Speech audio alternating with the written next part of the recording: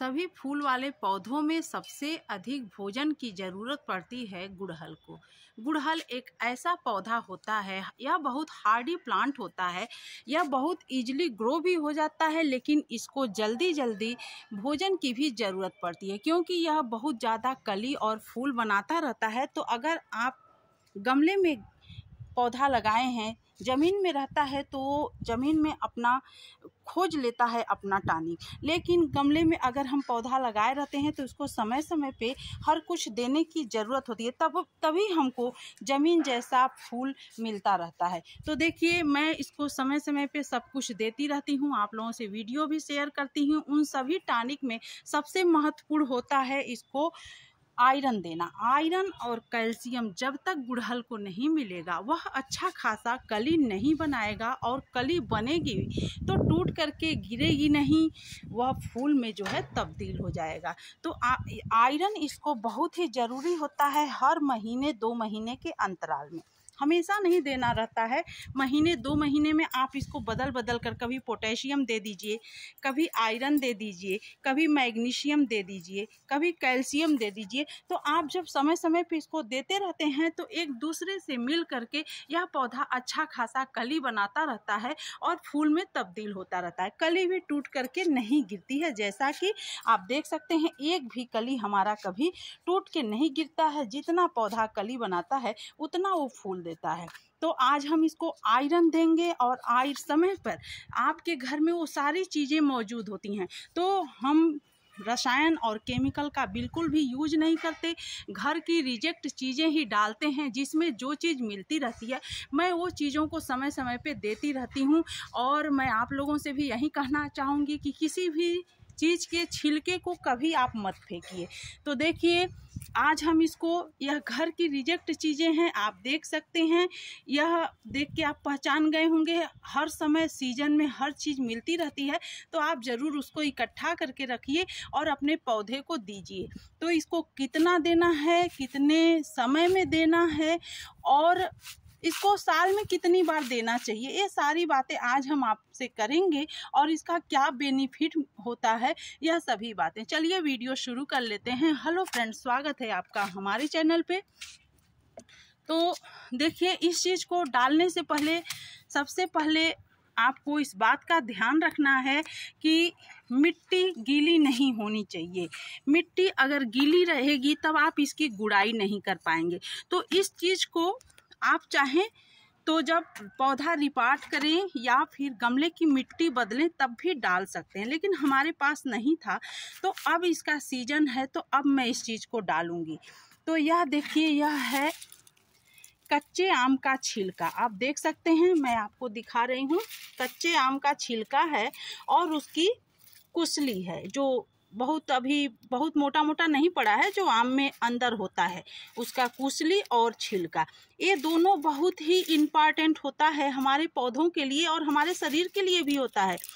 आप लोगों को पता होगा कि डायबिटीज के लिए यह रामबाण होता है, जो आयुर्वेदिक चूर्ण मिलते हैं इसी चीज़ के बने हुए होते हैं।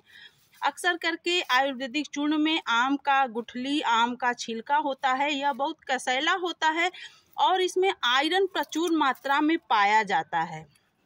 तो हाथ की भी स्थिति खराब हो जाती है अगर आप इसको हाथ से काटिए तो हम देखिए, घर में जब भी हमारे आम आता है तो हम छिलके और कुसली को बिल्कुल नहीं फेंकते हैं और इसको एक जगह कहीं छत पर रख करके सुखा लेते हैं। तो हम इसको सुखा लिए हैं और आपको इस समय ऐसे लेना है कि ये देखिए तोड़ने पे टूट जाए। तो जितना हो सके आप इसको मसल दीजिए। तो मैं देखिए मसल दी हूँ, इसमें हल्का, बहुत एकदम कड़कड़ा नहीं सुखाना है, जितना हो सके आप इसको मसल दीजिए। अगर आप चाहें तो इसे मिक्सर में पीस भी सकते हैं, लेकिन मैं नहीं पीसूँगी। महीने 2 महीने के बाद इसका रिजल्ट बहुत अच्छा पौधों पे मिलता रहता है। तो हम घर की चीज़ें कभी कभी अक्सर करके डालते रहते हैं कैल्शियम के लिए, आयरन के लिए। तो इस समय हम इस चीज़ को डालेंगे क्योंकि इसका सीजन है और हमारे पास है, तो इसमें बहुत अच्छा आयरन प्रचुर मात्रा में पाया जाता है और थोड़ा बहुत इसमें कैल्शियम भी होता है। और मिट्टी को भी यह एसिडिक बनाए रखता है, जो कि हमारे पौधे के लिए, गुड़हल के लिए बहुत ही ज़रूरी होता है। मिट्टी अगर एसिडिक नहीं रहेगी तो आपका गुड़हल बिल्कुल भी फ्लावरिंग नहीं करेगा। तो आपको करना क्या है कि जितना हो सके इसकी मिट्टी को इसके जड़ के पास लगा देना है। इस तरह से रूट्स नहीं कटने चाहिए, बहुत वेल ड्रेन मिट्टी रहती है तो रूट्स कटने का कोई सवाल ही नहीं होता है। और बड़ा पौधा है तो हल्का फुल्का कट भी जाता है तो कोई दिक्कत नहीं है। अगर छोटा पौधा है तो आप बचा करके इसको हल्का सा इस तरह से कर दीजिए।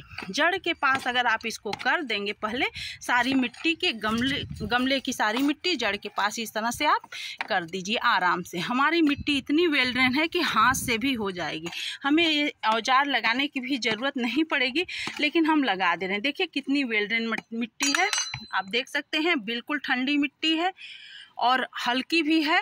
तो यही रीज़न होता है कि हमारे पौधे इतना अच्छा फ्लावरिंग करते हैं। अब हम क्या करेंगे, कितने अनुपात में हमको डालना है हम यह भी बताएंगे, तो वीडियो पे बने रहिएगा। आप इसका पूरा सब कुछ जान लीजिए, आपके घर की रिजेक्ट चीज़ें बिल्कुल यूज हो जाएंगी।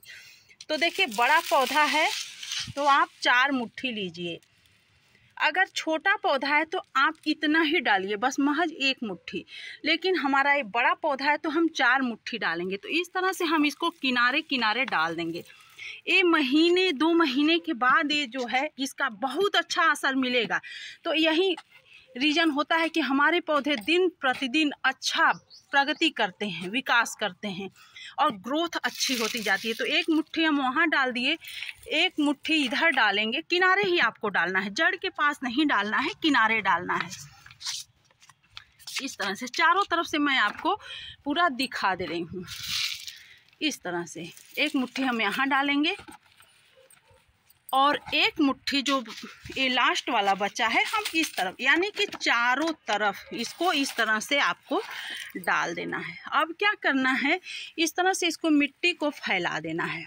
अब हम ये भी अभी बताते चलेंगे आपको कि इसको कितने अंतराल पे देना है और इसका क्या बेनिफिट आपको मिलेगा। इस तरह से आप ढक दीजिए इसको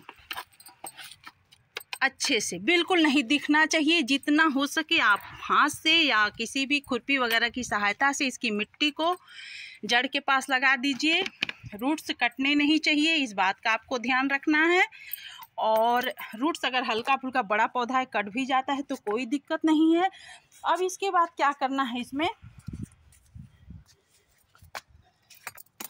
इस तरह से इसको पानी दे देना है, भरपूर पानी दे दीजिए अच्छे से, ताकि जो इसकी मिट्टी है ये जा करके उसके छिलके और कुचली में लिपट जाए। जब ये लिपट जाएगी मिट्टी तो वह बहुत अच्छा उसको गलाने का काम करेगी, सड़ा देगी इसी में, और उससे जो भी मिनरल्स निकलेंगे इसके रूट्स को मिलेंगे। देखिए खाद भी देने का तरीका होता है। तो मेरा यह सारा रिसर्च है और मेरा प्रयोग और हर साल का अनुभव है, वही मैं आप लोगों के साथ शेयर करती हूँ। तो देखिए इस तरह से अब आप भरपूर इसको पानी दे दीजिए।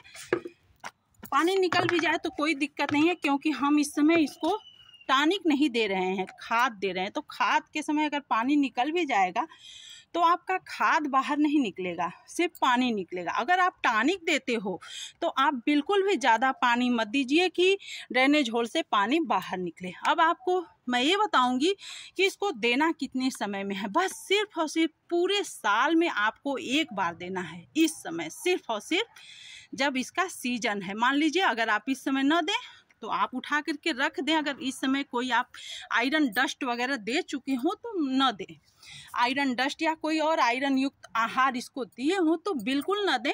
आप उठा करके रख दें, 1-2 महीने के बाद दें, क्योंकि इसको आयरन डस्ट आपको हमेशा 1.5-2 महीने के अंतराल में देने की ज़रूरत होती है। आयरन की चीज़ें, कैल्शियम दे रहे हैं तो वो भी 1-1.5 महीने के बाद दीजिए, पोटेशियम दे रहे हैं तो वो भी 1-1.5 महीने के बाद दीजिए। लगातार हर चीज़ हमेशा नहीं देना है आपको। आपको हर चीज़ का एक समय निर्धारित करिए कि इस समय हमने आयरन दिया, इस समय कैल्शियम दिया, इस समय पोटेशियम दिया, इस समय मैग्नीशियम दिया। तो इस तरह से इसका एक लिमिट बना लीजिए कि अभी हम आयरन दे रहे हैं तो अब इसके बाद हम क्या देंगे, इसको कैल्शियम के लिए कुछ दे देंगे, फिर पोटेशियम के लिए दे देंगे, फिर फास्फोरस के लिए दे देंगे, फिर मैग्नीशियम के लिए दे देंगे। तो इस तरह से हमारे पौधों को हर कुछ समय समय पर मिलता रहेगा और वो कभी भी आपका पौधा खाली नहीं रहेगा, हमेशा नई नई कलियां बनाता रहेगा। आपको दिख रहा होगा कभी भी ये छोटा सा पॉट में लगा हुआ हमारा पौधा बिल्कुल ऐसा लगता है कि ज़मीन में लगा हुआ है। और सुबह सुबह जब आप देखिए तो बहुत ज़्यादा फूल खिले रहेंगे, बहुत ही खुशी होती है। और यही हालत इस पौधे की है, तो इसमें भी मैं दे दूंगी, अभी उसमें दे रही हूँ। अभी इसमें मैं दी थी आयरन के लिए, लोहे की कढ़ाई में भिगा करके आपसे वीडियो शेयर करी हूँ, तो इसमें अभी मैं नहीं दूंगी। 10-15 दिन के बाद यही चीज़ इसमें भी मैं दबा दूंगी, इसके गमले में, जैसा कि मैं बताई हूँ। तो आपको बहुत अच्छा रिजल्ट मिलेगा। आप बिल्कुल भी हमारी तरीके से गार्डनिंग करिए, घर में रिजेक्ट चीज़ों को रिजेक्ट मत होने दीजिए, उसको इकट्ठा करके रखिए। मैं समय समय पे आपको सब कुछ बताती रहूँगी कि कब किस चीज़ को देना है, उसका क्या बेनिफिट है। अब आपके पौधे को 2 महीने बाद इतना अच्छा आयरन मिलना शुरू हो जाएगा धीरे धीरे कि वो पौधा कभी भी कली नहीं गिराएगा, हमेशा अच्छा खासा कली लेगा और अच्छे साइज में, अच्छे कलर में आपको फूल मिलेंगे। तो उम्मीद है आपको ये जानकारी बहुत अच्छी लगी होगी। तो फिर लाइक कर दीजिएगा, यहाँ तक देखे होंगे और पहली बार होंगे चैनल पे तो सब्सक्राइब कर दीजिएगा। और आपको बस इस चीज़ को सिर्फ एक बार देना है, 2-3 महीने के अंतराल में, और बार बार आप एक ही चीज़ न दिया करें अपने पौधे को। यही मैं कहना चाहूँगी, केमिकल रसायन से बिल्कुल दूरी बना कर रखिए, बहुत अच्छा आपका पौधा फ्लावरिंग करेगा। मिलते हैं अगले वीडियो में अगली जानकारी के साथ। तब तक अपना ध्यान रखिए, अपने पौधे का ध्यान रखिए। Thanks for watching.